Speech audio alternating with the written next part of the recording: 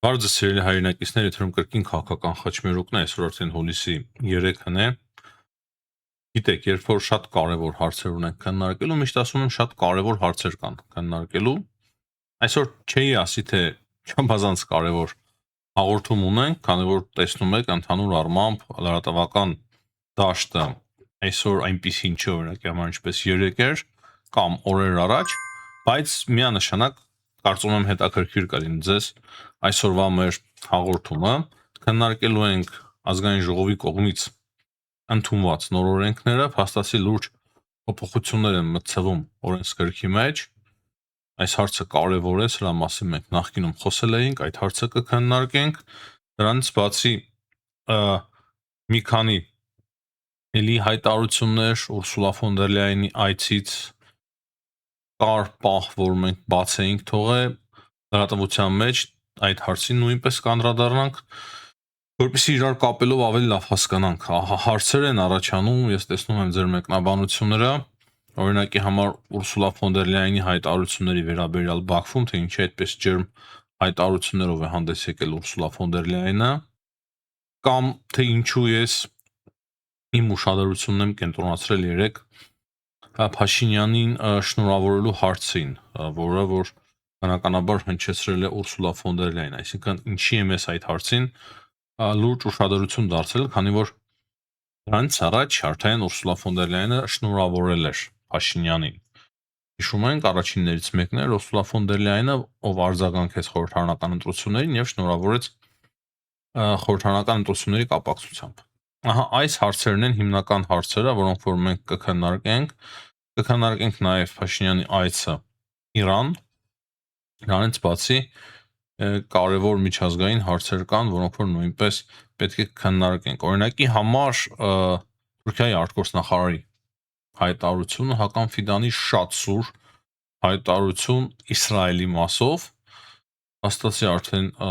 նշում են, որ կարող է կոնֆլիկտ լինի, իրենք չեն վախենում կոնֆլիկտից, իրենք պատրաստ են եւ դա իրենց գործն է կոնֆլիկտների մեջ մտնել, հաղթել, ինչ որ նման հայտարարություններով է հանդես եկել, անպայման այդ հարցին նույնպես կանդրադառնանք։ Ուկրաինայի շուրջ նույնպես խոսելու բան կա, Զելենսկին խոստացավ պատասխան տալ ռուսական հարվածին, իմիջայլոց այդ երեկվա հարվածի հետևանքով արդեն 3 տասնյակից ավել զոհ կա Ուկրաինայում։ Այս հարցերն են հիմնականում, որոնք որ մենք կքննարկենք այս հաղորդման ընթացքում։ Ձեր լայքերը բնականաբար չափազանց կարևոր են։ Սկսեմ այն հարցից, թե ինչի է 3 կրկին անդրադարձա Ուրսուլա ֆոն դեր Լայենի շնորհավորանքին Փաշինյանին, որ ինքը ասում է Թավշյա հեղափոխության ոգին արթուն է եւ կարգավաճում է, շնորհավորում եմ խորհրդարանական ընտրությունների հաղթանակի կապակցությամբ, ինքը նման շնորհավորանք հղել էր մինչև Հայաստան գալը անմիջապես ընտրություններից հետո։ Ես հետո տեսա հայկական լրատվամիջոցներում եւ փորձագիտական շրջանակներում ոչ բոլորի մոտ իհարկե, բայց որոշ մարդկանց մոտ, նաեւ քաղաքական գործիչների, այսինքն մեկ մարդու մոտ չէ, տարբեր մարդկանց մոտ, որոնցից մի մասին ես լավ ճանաչում եմ, նույնիսկ լավ հարաբերություններ ունեմ, բայց տեսա ոչ adekvatություն, adekvat գնահատականներ չէին։ Ես շատ եմ նյարդայնանում եւ ցավում եմ, երբ որ տեսնում եմ ոչ adekvatություն հայկական քաղաքական դաշտում, իսկ ցավոք սրտի հայկական քաղաքական դաշտում ոչ adekvat կեցված շատ է նկատվում։ Դրա համար ես հատուկ անդրադարձա այդ հայտարարության Ուրսուլա ֆոն դեր Լայենին։ Տեսեք, ինքը ինչ է ասում, իսկ դուք ինչ եք խոսում։ Նույնիսկ շատ մարդկանց հետ եմ զրուցել այս հարցի շուրջ, թե ինչու է այդպես արվում։ Ինչու լավը փորձում են վատով ներկայացնել, դրականը բացասականով, եւ պատասխանը շատ պարզ է։ Ինչ շատերը ասում են, որ մարդիկ ցանկանում են լսել բացասականը, այսինքն հատկապես YouTube-ում, շատերը չեմ ասում բոլորը, մեծամասնությունը ցանկանում է լսել բացասականը, ցանկանում է լարվել, երբ որ ինչ-որ հաղորդում է նայում կամ ինչ-որ քաղաքական գնահատական։ Այդ ամենը հասկանալով, որ քաղաքական գործիչներ, դե քաղաքական գործիչները նաև այլ նպատակներ են հետապնդում, եւ որոշ բլոգերներ սկսում են այդպես ամեն ինչ բացասական ներկայացնել, նույնիսկ դրականը ներկայացնում են բացասական։ Դրա համար էր, որ ես 3 հատուկ ուշադրություն դարձրի այդ հարցին։ Եթե ուզում եք բացասականից խոսել, խնդիր չկա, բայց adekvatության կորուստ չպետք է մենք ունենանք։ Օրինակի համար Փաշինյանի այցը Թեհրան։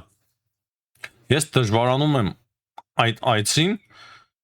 տալ շատ դրական ինչ-որ գնահատական։ Տեսնում ենք, որ Ադրբեջանը ներկայացրած է ինչ-որ երրորդ դեմքով Ալի Համեյնիի հուղարկավորությանը։ Չեմ ասում, թե մենք Ադրբեջանին պետք է կրկնօրինակենք։ Կամ օրինակի համար Վրաստանը ներկայացված է ոչ վարչապետի, այլ նախագահի մակարդակով, բայց Փաշինյանը ինքը անձամբ է մեկնել Թեհրան։ Իմ պատկերացմամբ դա սխալ է։ Ահա այս հարցի վրա կարծում եմ ավելի շատ կարելի է կենտրոնանալ, չնայած ինչ հարց շատ ճակատագրական ինչ-որ մեծ սխալ չէ, որ ես այդ հարցի վրա էլ լուրջ ձևով կենտրոնանամ, հա, ինչ-որ դա հաճեք, քանի որ Միացյալ Նահանգներից կարող է ներքին կարգով վատ արձագանքներ ստանա Հայաստանը։ Բայց ասածս այն է, որ ես փորձում եմ վերլուծել ամեն ինչ օբյեկտիվ ձևով։ Ոչ թե լավը վատով ներկայացնել, եւ վատը շատ ավելի վատով, այլ երբ որ խոսում ենք ինչ-որ դեպքի մասին կամ ինչ-որ լրատվություն ենք մեկնաբանում, խոսենք լավի մասին լավով, վատի մասին վատով։ Հույսով եմ պարզ էր սիրելի հայրենակիցներ։ Ուրսուլա ֆոն դեր Լեյենի այցի մասով Ադրբեջան, թե ինչու ինքը այդպիսի գեղեցիկ հայտարարություններով է հանդես եկել Բաքվի բեռնապետի կողքին, սա լրիվ այլ հարց է։ Շատ կարճ ասեմ։ Ուրսուլա ֆոն դեր Լեյենը առաջնորդվում է Եվրամիության շահերով։ Եվրամիության համար հիմա շատ կարևոր է ճանապարհը Թուրքիայով Հայաստանով դեպի Միջին Ասիա, Կենտրոնական Ասիա, այնց բացի Եվրոպայի համար չափազանց կարևոր է ադրբեջանական նավթը եւ գազը, ու որպեսզի Ռուսաստանը չմտնի Ադրբեջան։ Արցախից դուրս եկավ Ռուսաստանը, եթե ինչ որ մեկը մոռացել է հիշեցնեմ, այսինքն օկուպացված Արցախում նույնիսկ ռուսական ներկայություն չկա։ Դրա համար իրավիճակը այնպիսին է, որ Եվրոպան պետք է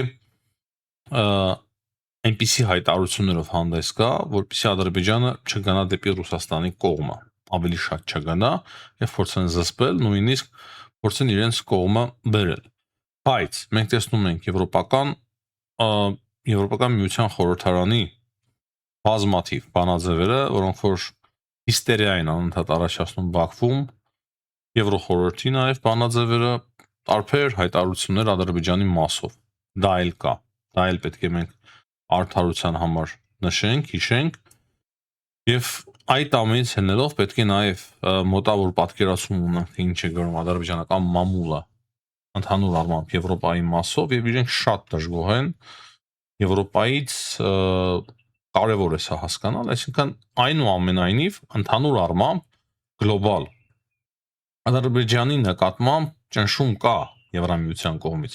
Ուրսուլա ֆոն դեր Լեյենի այցը լրիվ այլ բանի մասի էր։ Եվ պետք է մի կողմից քննադատեն, բանաձևեր ընդունեն, իսկ մյուս կողմից նաև ինչ որ միտեղ սիրաշահեն, որպեսզի ամբողջովին Ռուսաստանի գրկում չհայտնվի Ադրբեջանը էներգետիկ անվտանգությունը նույնպես չափազանց կարևոր է Եվրամիության համար, ինչպես նշեցի նաև ճանապարհը։ Ինչ է ես երեք բաց թողել, ինչը շատ կարևոր էր, այն 2 միլիարդ եվրոյի մասին հաղորդագրությունը, որը կար նույնպես, փաստացի Եվրամիությունը հիմա 2 միլիարդ եվրո է ներդնում այդ ճանապարհների մեջ եւ ընդհանուր առմամբ հարավային Կովկասում այդ կոմունիկացիաների համար։ Ես կարծում եմ, որ Թուրքիայում բավականին լավ են ճանապարհները, շատ մեծ աշխատանք դժվար թե ունեն այդտեղ անելու։ Եվրոպան իսկ Հայաստանի մասով եւ Ադրբեջանի մասով միանշանակ իրենք մեծ աշխատանք ունեն կատարելու։ Իմիջիայլոց կար նաեւ հարց Թրիփի մասով, թե ինչ որ փոփոխություններ կան Թրիփի հետ կապված կամ նորություններ, շատ թարմ ինչ որ նորություններ, տեղեկություններ չկան եւ դժվար թե Հայաստանը թույլ տա, որ Ռուսաստանը քիթը խոթի Թրիփ ծրագրի մեջ։ Այդ ԵԱՏՄ-ի կարգավորումների մասով, երբ որ խոսեց Հայաստանի փոխհարկգործ նախարարը, ասում է, որ ԵԱՏՄ-ի կարգավորումները գործում են Հայաստանի ամբողջ տարածքով, բայց դա չի նշանակում, որ վաղը եթե Թրիփը արդեն կառուցեն եւ շահագործման հանձնեն, Հայաստանը այդ ժամանակ կլինի ԵԱՏՄ-ի անդամ։ Ոչ ոք չգիտի թե վաղը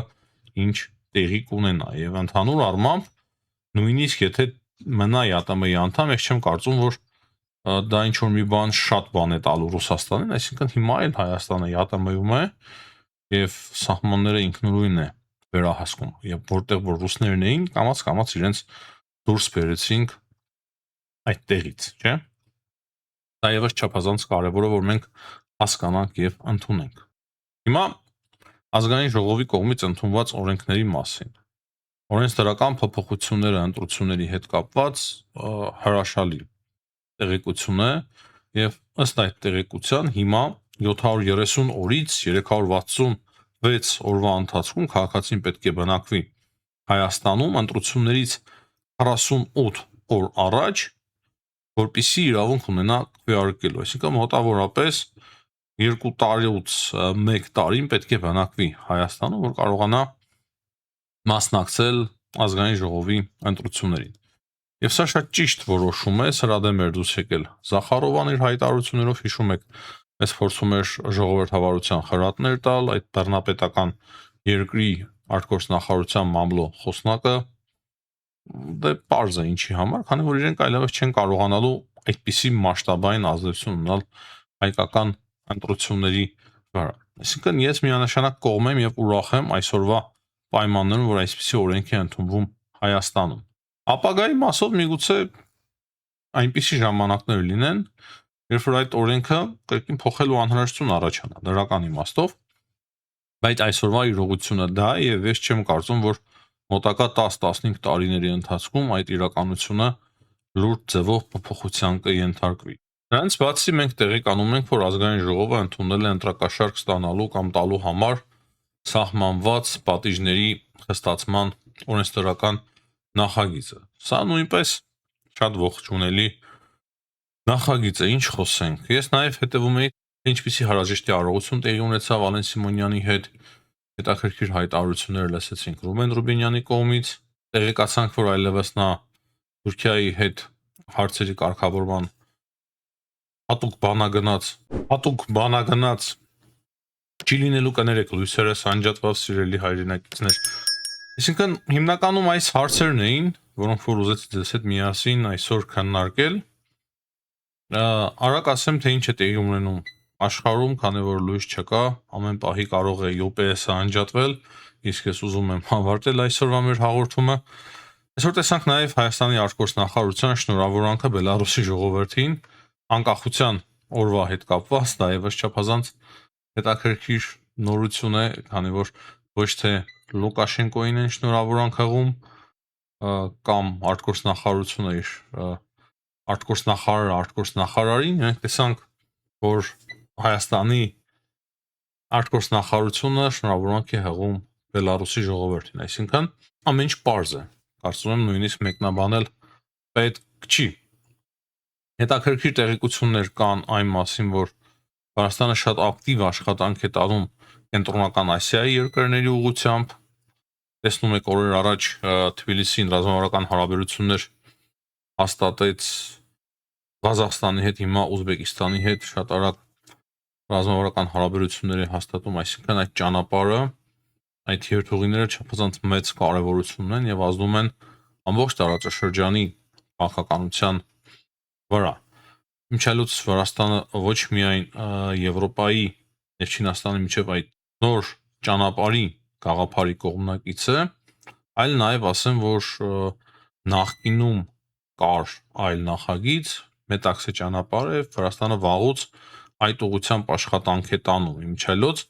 դեպի Բաթումի գնացող ճանապարհները, բազմաթիվ այդ թունելները, ամեն ինչ արվել է, որպեսզի